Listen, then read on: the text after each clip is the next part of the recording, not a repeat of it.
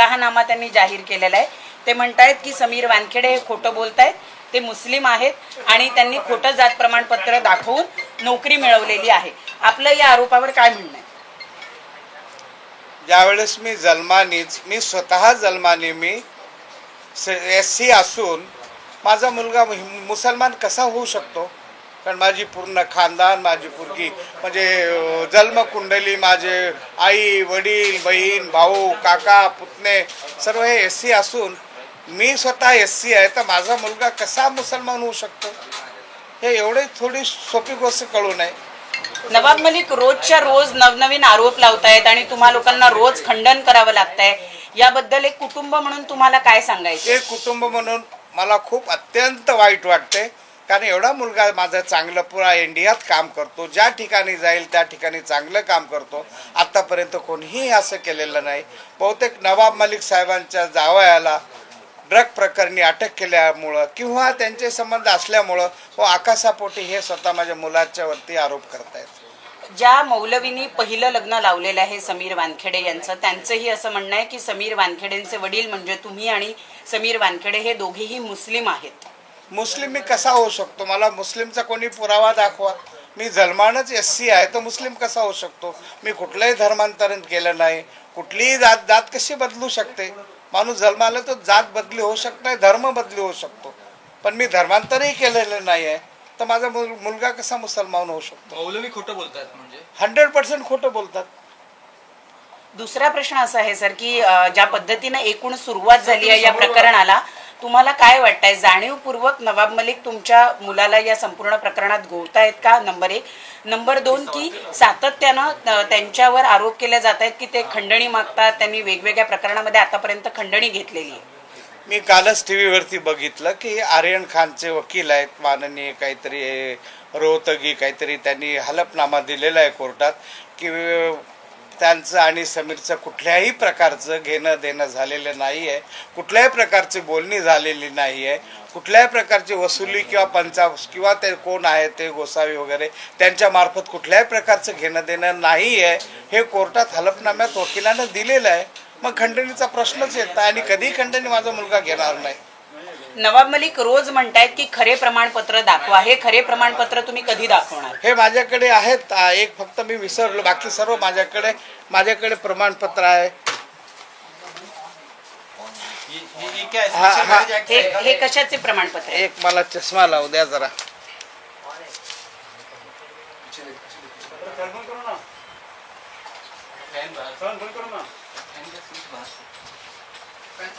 हे बघा, हे कसलं आहे? Caste certificate. हे जातीचा दाखला आहे।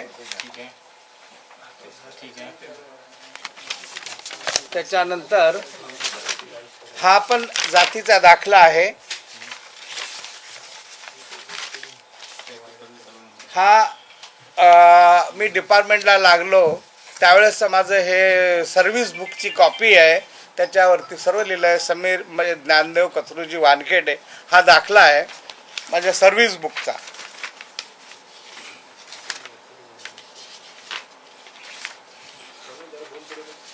आणि माझ्या मुलाने स्पेशल मॅरेज ॲक्ट अंतर्गत हा लग्नाची नोंदणी केलेली आहे, त्याच्यावरती समीर ज्ञानदेव वानखेडे असं लिहिलेलं आहे। आपण हे बघू शकता। हे जी पुढे आणखी आपल्याला काय हवंय?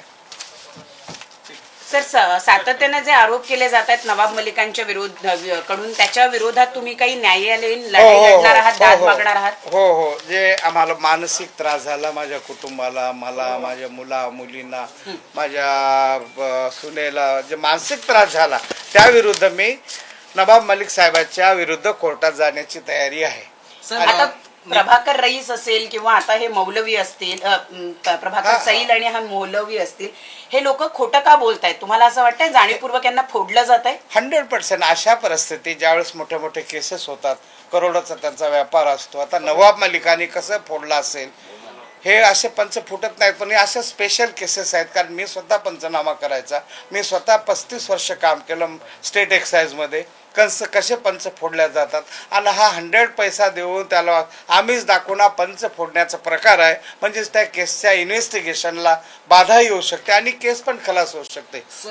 म्हणून हे प्रश्न हा हे पंच फोडण्याचं त्याचं एक हे उत्तम उदाहरण आहे की पंच कसे फोडले जातात. 15 दिवसानंतर तो पंच काही लहान नाही आहे, तो मोठ्या वयाचा आहे.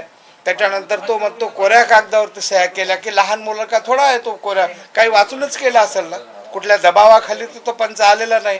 15 दिवसानं येऊन तो सांगतो की मला कोऱ्या कागदावरती सह्या घेतल्या, म्हणजे काहीतरी आम्हीच दाखवलं असेल, त्याची आपण इन्क्वायरी करावी. नवाब मलिक अली साहेब ते निकाह जो दिला आहे निकाहनामा दाखवलेला आहे त्याच्यामध्ये तुमचं नाव दाऊद कसं काय लिहिलेलं आहे? हे मला उर्दू वाचायला येत नाही, तर ते माझ्या मिसेसनं बहुतेक लिहिलं असावं किंवा सांगितलं असावं आणि मला उर्दू येत नसल्यामुळं होऊ शकते हे बरोबर असेल. माझ्या मिसेस नाही हे उत्तर देण्यासाठी, ती या जगात नाही आहे ना, तिला उत्तर दिलं असतं. याचंच कारण माझा मुलगा एवढा हुशार असून म्हणजे लग्न काहीतरी पुढे असा प्रकार होईल म्हणून 10-15 दिवसांनी मला वाटते त्यांनी स्पेशल मॅरेज ॲक्टच्या याच्यानुसार मॅरेज रजिस्ट्रेशन केलेलं आहे. त्याचा दाखला आपला निकाहनामा खरा आहे की खोटा आहे? हा निकाहनामा खरा आहे, परंतु निकाहनामा दुसरं म्हणजे 2 जातीचे लोक असल्यावर निकाह होऊ शकत नाही. दोन्ही पक्ष हे मुसलमान किंवा असावेत तरच निकाहनामा तो मानला जातो. त्याच्यामुळं माझ्या मिसेसनी हे खरं आहे तो. त्याच्यानंतर माझ्या मुलांनी 15-20 दिवसांनी हे स्पेशल मॅरेज ॲक्टच्या याच्यामध्ये अंतर्गत आहे रजिस्ट्रेशन केलेलं आहे. त्याच्या समीर ज्ञानदेव वानखेडे. निकाहनामा खरा आहे पण त्याच्यावरती तुमचं दाऊद नाव हे खोटं आहे? हे खोटं आहे. आणि हे कोणी प्रेमानं लिहिलं असेल का मला वाचता येत नाही आहे, कारण मला उर्दू येत नाही आहे, त्याच्यामुळे काय लिहिलं मला काही समजतं. सर, एक शेवटचा प्रश्न, या संपूर्ण प्रकरणामध्ये तुम्ही आता न्यायालयात जाणार आहात का? तुम्ही त्याचं मगाशी उत्तर दिलेलं. हो, मी माझ्या वकिलाला विचारून मुलाला विचारून आम्ही घरी बसून एकत्र कुटुंब बसून काय कारवाई करायची आणि 100% याच्या विरुद्ध न्यायालयात जाणार आहे. जो मानसिक त्रास झाला आहे आणि हे जातीचे प्रमाणपत्र जाती हे गुन्हा आहे.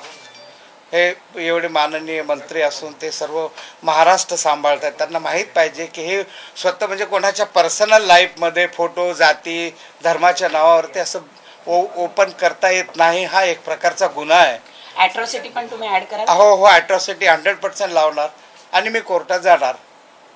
त्यांनी दावा केलेला आहे की जातीचा विषय नाही, फक्त बोगस पद्धतीने नोकरी मिळवण्यासाठी हा केलेला प्रकार आहे. अहो, ज्या अर्थी मीच SCचा आहे तर माझा मुलगा मुसलमान कसा होऊ शकतो हे मलाच नवाब मलिकाला विचारायला पाहिजे किंवा तुम्ही जाऊन विचारा. माझी जात, माझे वडील, माझे आजोबा, माझी काय म्हणतात त्याला कुंडली, ते माझे सर्वच म्हणजे SC आहे, तर हा मुलगा कसा काय मुसलमान होऊ शकतो? नवाब मलिक आता विषय बदलतायत असं वाटतं. सुरुवातीला आर्यन हा मुस्लिम आहे म्हणून त्याला अटक केली अशा पद्धतीचं बोलत होते आणि आता म्हणतात धर्माचा विषय नाही. तर आई पण त्याची हिंदू आहे, जशी माझी मिसेस मुस्लिम होती, मी हिंदू आहे, तसं आर्यनचं तसंच. आणि असे किती प्रकारचे प्रकरण आहेत. सर, अब हिंदी में आपसे जानना चाहेंगे, क्या आपके बेटे का निकाह हुआ था और जो निकाहनामा नवाब मलिक ने दिखाया वो सही है या गलत है? विस्तार से बताइए.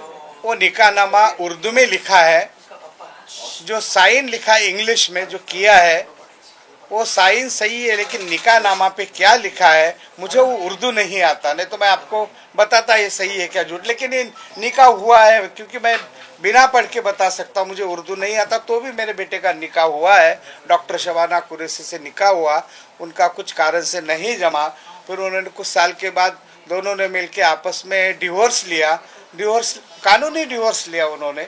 तो ऐसा कोई सवाल नहीं उठना चाहिए. और ये सबका पर्सनल लाइफ है, इतना नवाब मलिक साहब ने किसके पर्सनल लाइफ पे नहीं जाना चाहिए. ड्रग किधर, पर्सनल लाइफ का किधर, मैं किधर, नवाब मलिक किधर, ये बहुत गलत बात है. और इसके अगेंस्ट में मैं शायद कोर्ट में भी जा सकता हूँ.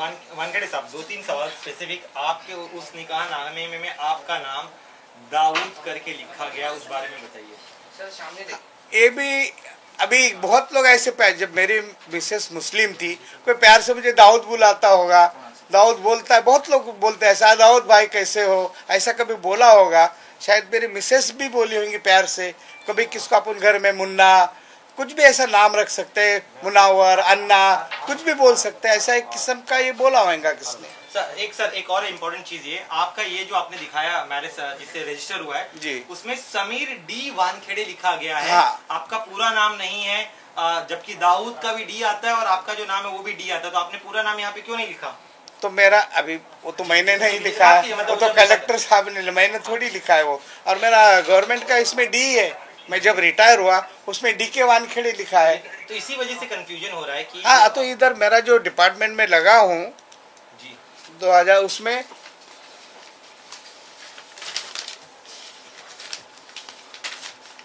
उसमें आप ये मेरा सर्विस बुक है ज्ञानदेव कचरूजी वानखेड़े, जी आप क्लियर देख सकते हैं। जब मैं गवर्नमेंट सर्विस में लगा हूँ तो कोई इंक्वायरी करके लगा होगा, ये मेरा असली नाम है। देखिए जी वहाँ पे भी सर एक और मसला है कि जब वहाँ पे क्या आप लोगों ने अपने आप को मुसलमान बताया था शादी के दौरान?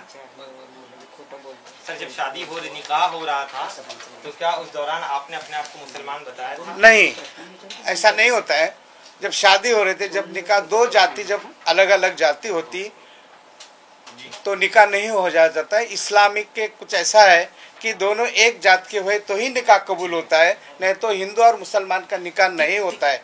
तो इसीलिए मेरे मिसेस ने शायद उसको लगा होगा कि मुस्लिम लिखा होगा कुछ, क्योंकि मुझे वो आता नहीं है पढ़ने को, तो शायद लिखा होगा कोई ऐसा प्यार से। लेकिन मेरा असली गवर्नमेंट के रजिस्टर, मेरा जन्म पत्र, मेरा पूरा दाखला, सर्विस का, कहाँ पैदा हुआ, खानदान क्या, सब इसमें है। फिर आप लोगों ने सच बताया था सर शादी करने के दौरान कि आप लोग हिंदू, मतलब उनका जो भरोसा, माता जी जरूर मुस्लिम इस्लाम को पालन करती थी, आप लोग हिंदू धर्म पालन करती है, आपने शादी के पहले बताया था उनको?